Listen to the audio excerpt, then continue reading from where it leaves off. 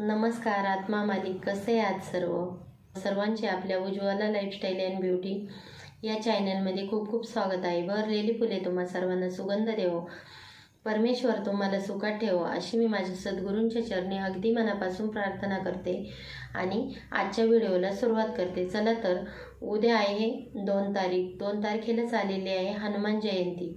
या हनुमान जयंतीच्या दिवशी हनुमान रायांची जास्तीत जास्त सेवा केली पाहिजे।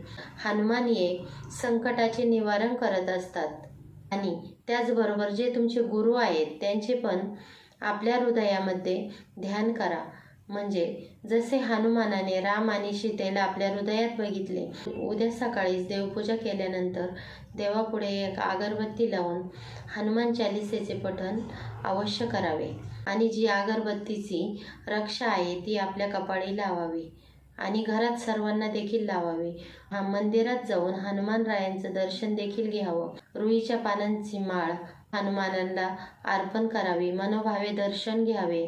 त्याचबरोबर जे आपले गुरु असतील त्यांचे पण आपल्या हृदयात ध्यान करा, कारण हनुमानाने राम आणि सीतेला जसे हृदयात बघितले तसे जे आपले गुरु आहेत त्यांचे जास्तीत जास्त नामस्मरण करण्याचा प्रयत्न करा आणि हनुमान रायांची देखील उद्या जास्तीत जास्त सेवा करा, दर्शनाचा लाभ घ्या।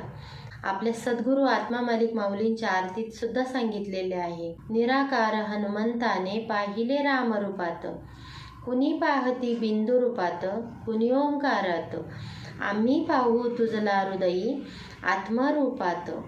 आणि जे आत्मा मालिक भाविक आहेत त्यांना तर हे सगळं माहीतच आहे। उद्या होता होईल तेवढी हनुमान रायाची तर तुम्ही सेवा करा।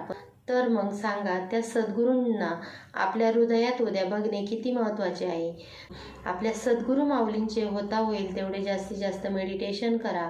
सर्वांनी हनुमान चालीसा वाचण्यास विसरू नका, एवढेच मी आजच्या व्हिडिओतून तुम्हाला सांगू इच्छिते। आणि आपले व्हिडिओ जर आवडत असतील तर जास्तीत जास्त आपल्या व्हिडिओला लाईक करा, जास्तीत जास्त लोकांपर्यंत आपले व्हिडिओ शेअर देखील करा आणि जास्तीत जास्त सबस्क्राईब करा। पुन्हा भेटू एक छानशा व्हिडिओ सोबत, तोपर्यंत सर्वांना आत्मा मालिक।